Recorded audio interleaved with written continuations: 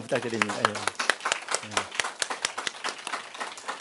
너무 감사합니다. 귀한 찬양 하나님께서 또 영광 받으신 줄로 믿습니다.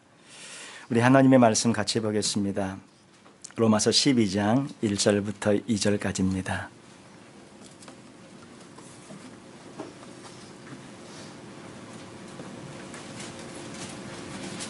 하나님의 말씀 로마서 12장 1절부터 2절까지 우리 다 찾으신 줄 알고 우리 한 목소리로 같이 한번 읽겠습니다. 그러므로 형제들아 내가 하나님의 모든 자비하심으로 너희를 권하노니 너희 몸을 하나님이 기뻐하시는 거룩한 산 제물로 드리라. 이는 너희가 드릴 영적 예배니라. 너희는 이 세대를 본받지 말고 오직 마음을 새롭게 함으로 변화를 받아 하나님의 선하시고 기뻐하시고 온전하신 뜻이 무엇인지 분별하도록 하라. 아멘. 감사합니다. 그러므로 이렇게 말씀합니다. 지금까지 로마서 1장부터 저희가 11장까지 쭉 살펴보았는데, 그러므로 이 말씀은 우리 모든 이방인들 뿐만 아니라 모든 유대인들이 주님의 은혜로 구원을 받게 되었고, 하나님께서 유대인들도 온 이스라엘의 구원을 받게 되리라고 말씀하신 것처럼 주의 그 은총과 은혜 때에 그들이 구원을 받으며 또 저희 모두도 주님의 은혜로 십자가의 보혈로 구원받게 되었으니 이제 그러므로 이렇게 결론을 지으면서 말씀을 하고 계십니다. 그러므로 형제들아 내가 하나님의 모든 자비하심으로 너희를 권하노니, 사도 바울은 간곡한 말로 부탁하며 권합니다. 사도 바울은 이 말씀을 가지고 얼마든지 강하게 정말 명령하며 할 수 있을 터인데, 정말 아버지가 자녀를 대하듯이 어머니가 딸을 대하며 부탁하듯이, 그러므로 형제들아, 우리 그리스도인들 안에 있는 우리 모두를 향해서 말씀하고 있는 것이죠. 내가 하나님의 모든 자비하심으로 너희를 권하노니, 간절히 권하고 부탁하노니 이렇게 말씀합니다. 너희 몸을 하나님이 기뻐하시는 거룩한 산 제물로, 산 제사로 드리라. 이는 너희가 드릴 영적 예배니라. 이렇게 말씀합니다. 오늘 저희가 1절 이 말씀을 가지고 저희들이 또 깊게 살펴보면서 은혜를 나누기를 원합니다. 우리의 몸을 하나님이 기뻐하시는 거룩한 산 제물로, 산 제사로 드리라고 말씀하고 있습니다. 이 말씀의 비유가 좀 특이합니다. 저희들을 어떻게 드리라고 말씀하냐면 제물로 드리라고 말씀을 합니다. 제물로 드려라. 오늘 이 말씀을 통해 첫 번째 저희들이 생각하며 은혜를 나누기를 원하는 것은, 제물은 죽어야 바칠 수 있다는 것입니다. 그래서 우리도 우리의 자아와 옛사람을 죽여야 한다는 것입니다. 제물이니까 바쳐지려면 그 제물은 먼저 죽어져야 합니다. 살아있는 제물을 음매 거리고 있는 소를 번제단 위에 살아있는 채로 바치는 그런 제사는 없습니다. 거기 올라가기 전에 죽어야 합니다. 그리고 각을 뜨고 완전히 모든 것을 철저하게 주님 앞에 드려주기 위해서는 죽어야 하고, 각이 떠져야 하고, 분리되어져야 하고, 나누어져야 하고, 철저한 그런 과정들이 필요합니다. 죽은 제물만이 바쳐질 수 있습니다. 그런데 우리들은 보면 우리 다 하나님께 우리 바쳤습니다. 우리의 인생을 드렸습니다. 주님을 위해 살아갑니다. 이렇게 말씀하면서 정작 우리 자신의, 우리의 자아의 모습과 나 옛사람의 모습은 죽어지지 않고 이렇게 살아 있으면서 또 안 죽으려고 하는 그런 모습이 우리 안에 늘 보이고 있는 것은 아닌가 생각이 들어집니다. 번제단 위에 서서 끝까지 죽어야 올라갈 수 있는 번제단에 살아 있으면서 거기서 끝까지 살려고 발버둥을 치고 있는 그러한 모습이지 않나 싶습니다. 그러면 그 제사가 어떻게 받아들여질 수 있겠습니까? 먼저 제물이 죽어야 이게 번제단에 올려지는데, 살아있는 소를, 살아있는 양을 어떻게 번제단 위에 그대로 올려놓고 이것이 주님이 받으시는 제사라고, 주님이 이 제사를 받으시라고 할 수 있겠습니까? 우리도 주님이 여기서 말씀하고 있는 것은 제물이 되라고 말씀합니다. 제물이 되라고. 우리가 죽어야 제물이 될 수 있는 줄로 믿습니다. 불에 활활 태워서 주님이 향기로운 그런 제물로 흠양하실 수 있도록 우리 자신의 모든 것이 죽어지고 우리 자신의 모든 것이 태워 없어져 버려지는 저희 모두이기를 원합니다. 이것이 너무 막연해요. 죽어야 한다. 자아가 죽어야 한다. 자기를 부인해야 된다. 우리가 기도도 많이 하고 많이 이렇게 생각하고 묵상하지만 참 막연합니다. 이게 뭐 어디서 어떻게 해야 되는 것인지를 저희가 좀 막연한데 성경에 나와 있는 몇 가지 예만 뭐 많은 예가 있지만 몇 가지만 잠깐 생각해 보면 이런 거죠. 노아에게 방주를 지어라. 그러면 비가 한 번도 그렇게 많이 온 적이 없고 120년 동안 그 큰 방주를 지으라. 그러면 어떻게 해요? 사람들이 얼마나 많이 비난하고 멸시하고 조롱하겠습니까? 그리고 비가 오니까 회개하고 주 앞에 돌아와라. 그리고 이 방주 안에 들어와라. 그리고 혼자 방주를 짓습니다. 이런 죽어진다는 것은 이런 것입니다. 하나님의 말씀이 주어지잖아요. 그리고 우리 안에 어떤 주의 음성과 깨달음이 감동이 주어지잖아요. 그것을 순종해 나가는 것인데요. 다른 사람들이 보면서 웃습니다. 비난합니다. 멸시합니다. 그런데 어떡합니까? 죽어진 사람은 그 모든 것을 개의치 않고 120년 동안 그것을 지어나가는 것입니다. 이게 죽어진 사람입니다. 우리 120년 우리의 생애 가운데 주님이 말씀하신 것을 노아는 120년을 지었는데 저에게 예를 들어서 한 20년, 30년을 우리 인생의 한 3분의 1에 해당하는 기간을 아니면 반절에 해당하는 기간을 주님께서 주신 말씀을 붙잡고 비난과 멸시를 감당하며 그렇게 끝까지 순종할 수 있느냐 하는 것입니다. 죽어진 사람이 보여주고 있는 그런 모습의 한 가지입니다. 주님께서 우리에게 그러한 말씀이 있었고 그러한 삶을 걸어가고 계신다면 바로 그것이 재물의 길을 제대로 걷고 계신 줄로 믿습니다. 아브라함에게 아들을 바쳐라 이렇게 말씀합니다. 아브라함에게 있어서 가장 소중한 것이 무엇이죠? 아들입니다. 예. 재물 바쳐라, 재산 바쳐라, 건강 바쳐라 이런 건 오히려 쉬웠을 거예요. 근데 그 아들 아브라함에게 가장 소중한 아들을 바쳐라 이야기합니다. 근데 아브라함이 바칩니다. 이게 죽어지는 모습인데요. 우리에게 아브라함에게 가장 소중한 것을 바치라고 했어요. 만약에 우리 모두에게 우리 여기 계신 성도님들에게 가장 소중한 것 아마 각자가 다 다를 겁니다. 아브라함에게는 아들이었는데 우리에게는 각자가 다를 것인데 주님께서 말씀합니다. 그것을 바쳐라 이렇게 말씀하시면 자아가 죽어지고 재물이 된 사람들은 어떤 사람들입니까? 주님 바칩니다. 내어놓는 거예요. 나의 배경을 바칩니다. 나의 학벌을 바칩니다. 나의 명예를 바칩니다. 나의 재산을 바칩니다. 나의 배우자를 바칩니다. 나의 부모님을 바칩니다. 나의 자녀를 바칩니다. 나의 건강을 바칩니다. 무엇이든지 주님이 원하시는 것이라면 내게 있어 가장 소중한 것 그것도 주님 앞에 드리고 바칠 수 있습니다. 이렇게 고백하며 바치는 사람이 자아가 죽어진 그러한 사람입니다. 사르밧 과부에게 물과 떡을 내어놓아라 말씀하는데 내어놓습니다. 내어놓아요. 이 말은 무슨 말씀입니까? 이 사르밧 과부에게 그 떡과 물이라는 것은 목숨인 거죠. 목숨, 생명인 거예요. 생명을 내어놓아라 말씀했는데 자아가 죽어진 사람은 어떤 사람입니까? 그것을 내어놓고 하나님 앞에 드리는 그러한 사람입니다. 말씀대로 순종하며 살아갑니다. 자신의 생각에 안 된다. 이것은 불가능하다. 내 생각에는 아니다. 이런 것이 전혀 없어요. 이 사람은. 예. 내 생각에는 내가 볼 때에는 이런 말이 전혀 나오지 않는 사람이 죽어진 사람입니다.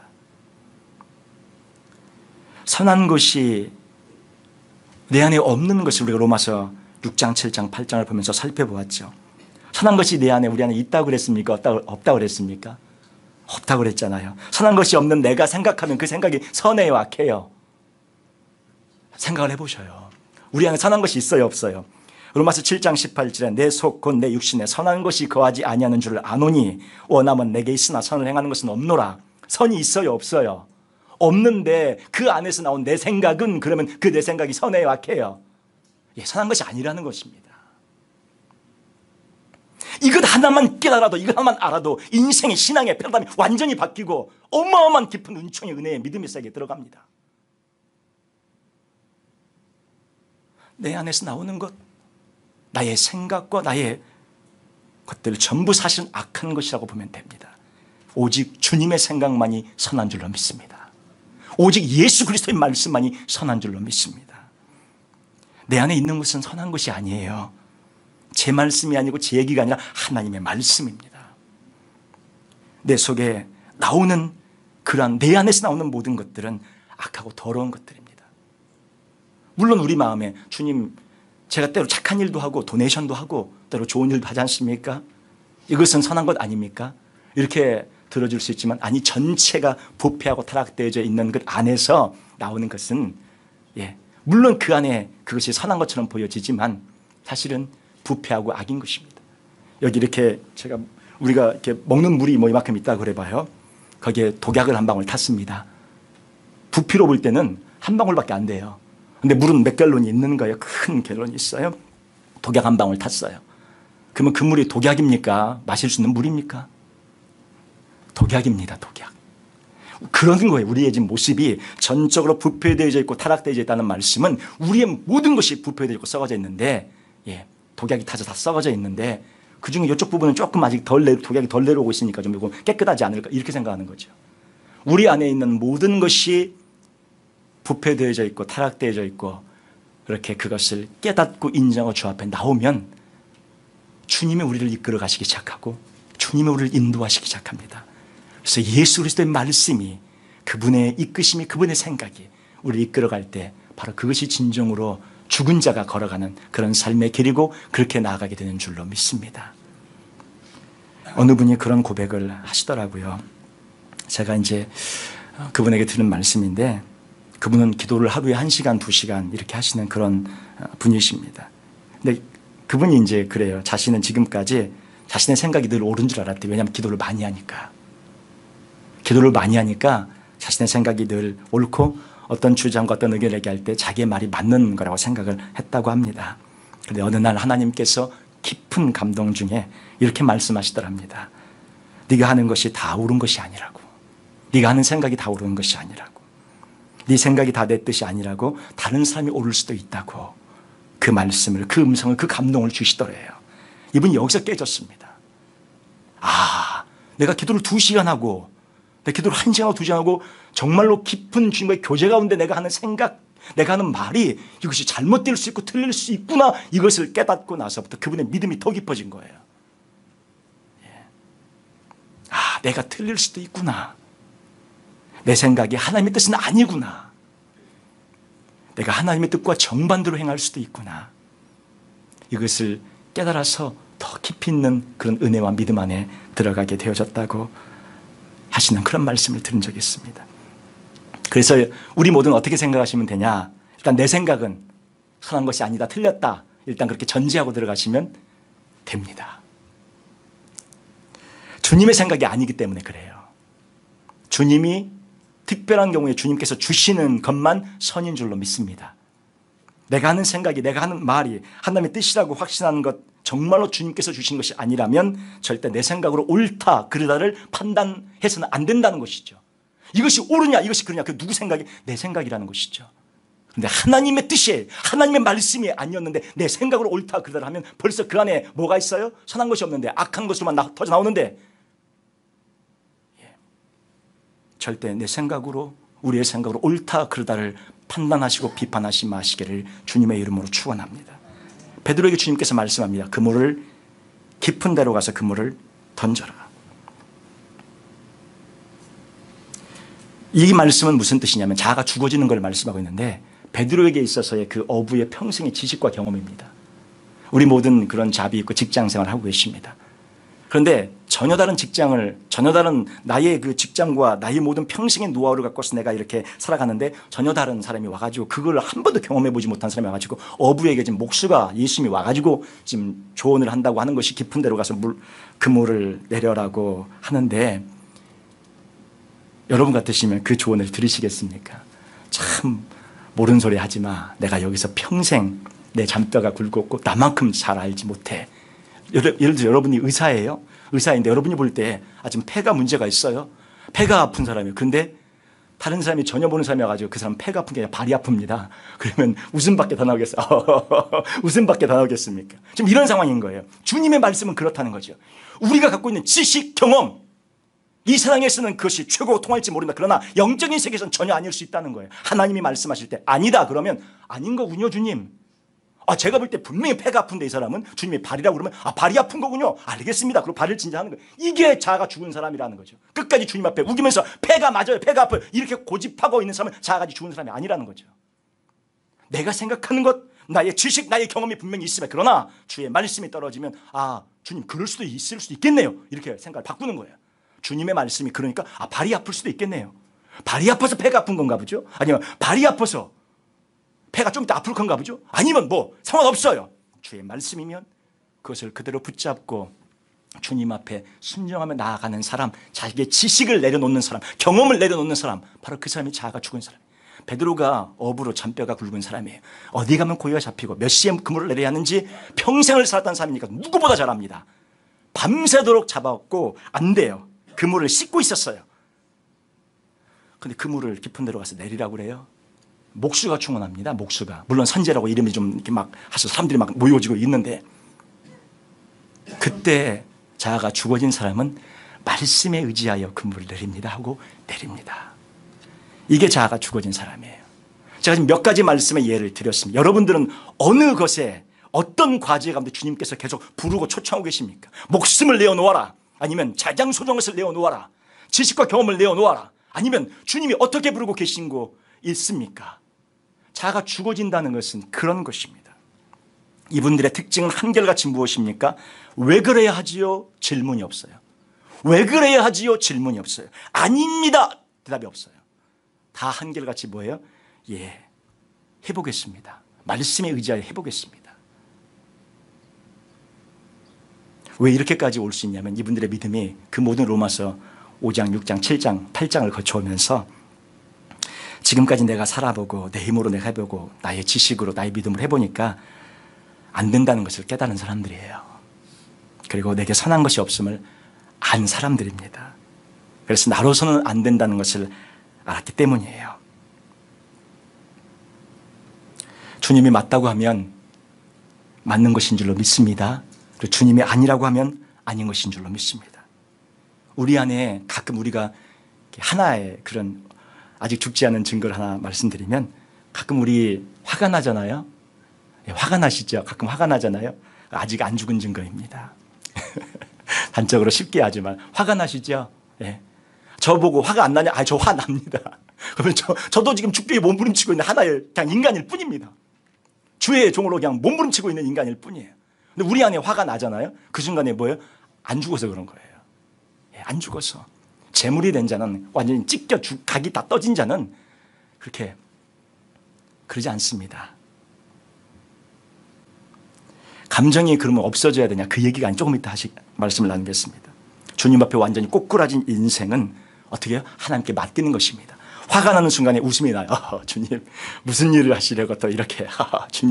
주님께서 어떤 은혜의 기적을 베푸시려고. 주님, 이렇게 나온다니까요. 화가 나는 순간인데 다른 사람들 화가 나요. 근데 죽어진 사람은 주님, 세상에 참 무슨 일이 있으려고 이러십니까? 주님의 은총을 기대합니다. 주의 축복을 기대합니다. 주님이 펼치실 놀라운 은혜의 기적을 기대합니다. 주님이 하십시오. 주님이 역사하십시오. 그저 저는 주 앞에 있을 뿐이고 주 앞에 서 있을 뿐입니다. 이런 거라는 것이죠. 주님 앞에 완전히 맡긴 인생은 화가 나지 않아요. 속상하지 않아요. 왜? 주님께서 이끌어 가실 것을 알기 때문이에요. 우리 인생이 그랬잖아요. 우리 뜻대로 되었습니까? 인생이 여러분 계획대로 되셨습니까? 내가 20년 뒤에 30년 뒤에 내가 결혼 나가서 이렇게 살리라, 내가 평생 어떻게 계획대로 되신 것이 있으십니까? 우리 인생 우리 계획대로 안 됩니다.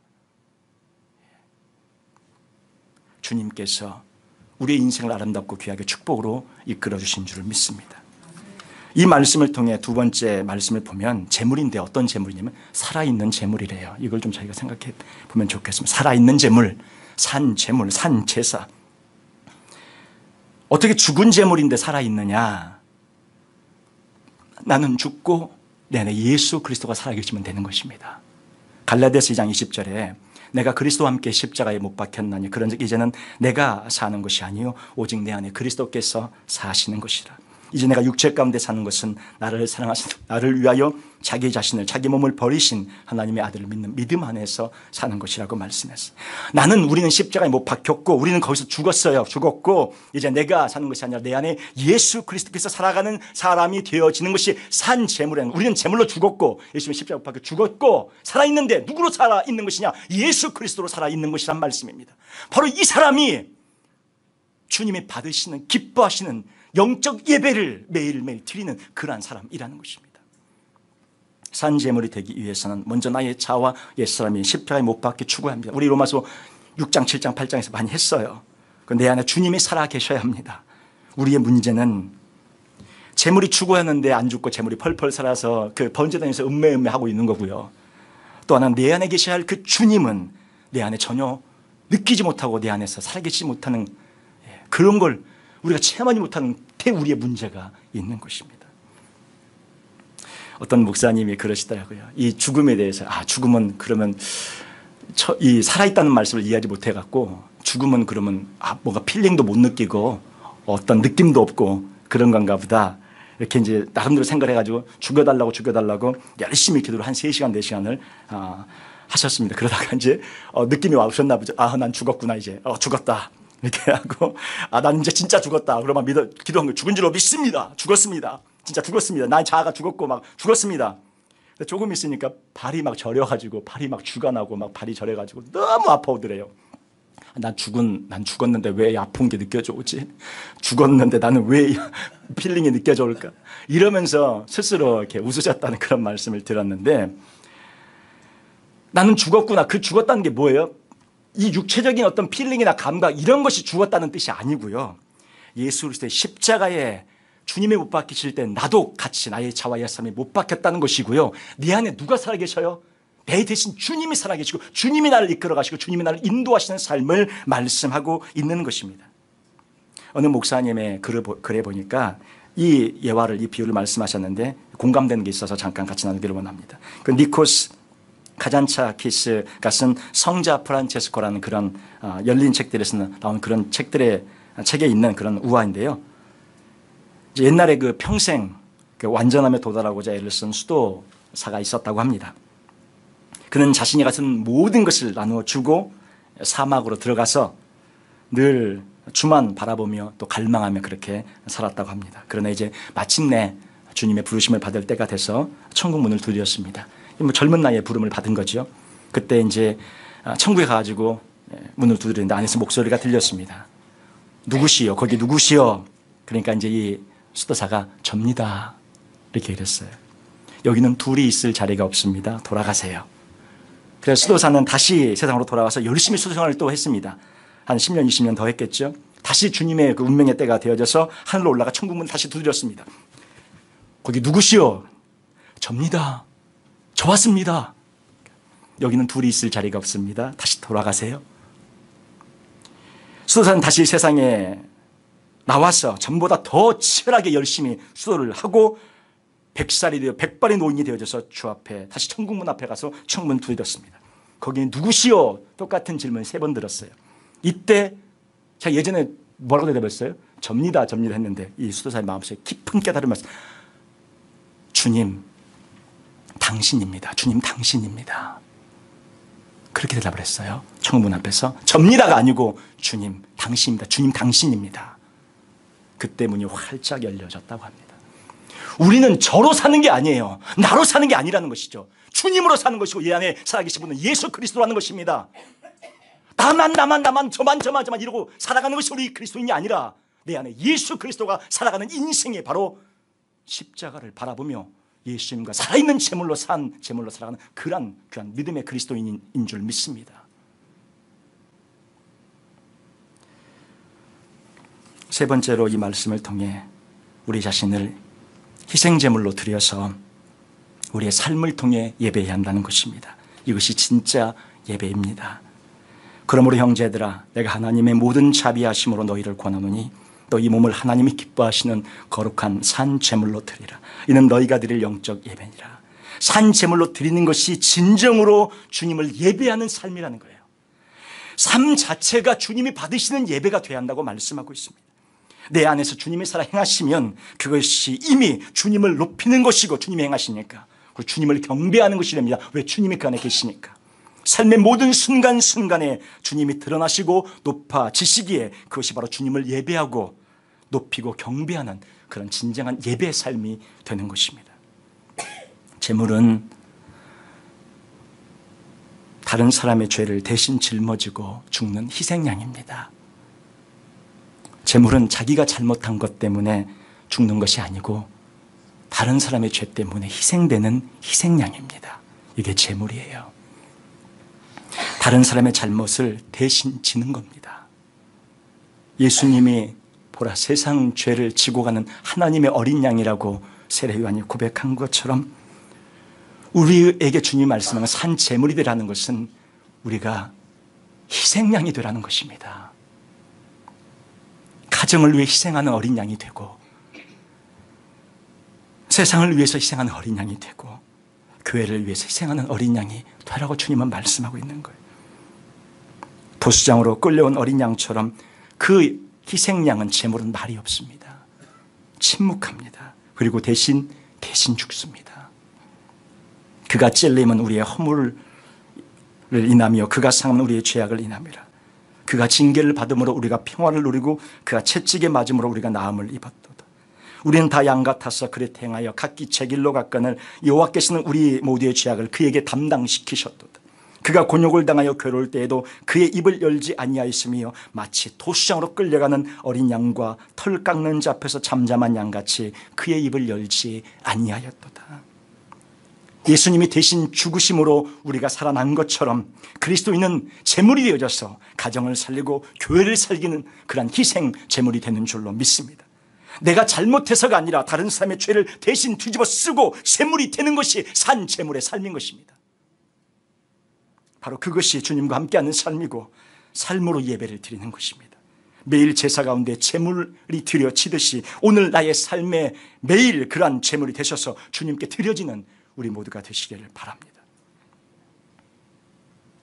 저희들 이제 함께 예배 드리고 함께한 지 1년이 되었습니다. 서로 희생하고 서로 아끼면서 서로 이렇게 제물이 되셔서 오늘 이 자리까지, 이 은혜 자리까지 온 줄로 믿습니다. 누가 주님이 우리를 향해서 이번에 누가 제물이 되겠느냐 말씀하시면 주님 제가 먼저 제물 되겠습니다. 늘 주님 앞에 고백하고 늘 주님 앞에 나아가는 저희 모두이기를 원합니다. 우리 교회에 하나님의 늘 축복과 은혜가 저희 교회를 붙들고 있는 줄로 믿습니다. 이러한 귀한 하나님의 분들이 계신 저희 교회 하나님께서 붙잡아 주실 것이고 하나님께서 복 주실 것이고 하나님께서 은혜로 인도하실 거예요. 주님이 말씀하시는데 네가 먼저 제물해라, 저 사람 제물 시키세요, 이게 아니라 주님 제가 먼저 제물하겠습니다. 제가 먼저 주님 앞에 드려진 제물 되겠습니다. 이렇게 고백하며 우리 모두가 하나님의 몸된 교회를 세워갈 때 하나님 앞에 이 시대에 참으로 강한 교회, 위대한 교회, 주님이 이 마지막 시대를 예비하셔서 주님이 사용하시는 그러한 귀한 교회. 시대가 악합니다. 이스라엘이 주 앞에 돌아오고 있습니다. 주님의 재림이 가까워오고 있습니다. 잠자고 있는 수많은 교회들에 저희들이 깨어나서 그 교회들을 깨우는 교회가 필요한데 저희들이 그런 교회 역할을 해야 합니다. 그리고 주님의 오심을 예비하고 준비하는 저희들이 되어야 할 줄로 믿습니다. 매일매일의 삶 가운데 이렇게 주 앞에 드려지시는 우리 모두가 되시기를 주님의 이름으로 축원합니다. 기도하겠습니다. 하나님, 주님의 사랑과 은혜를 감사드립니다. 저희들 이 산 제물이 되어서 주님 앞에 저희의 삶으로 예배하며 나아가는 저희 모두이기를 원합니다. 주님께서 저희들을 붙잡으시고 축복하셔서 그렇게 나아가는 저희 모두가 되어지게 하여 주시옵소서. 아버지 앞에 감사하며 예수님의 이름으로 기도하옵나이다. 아멘.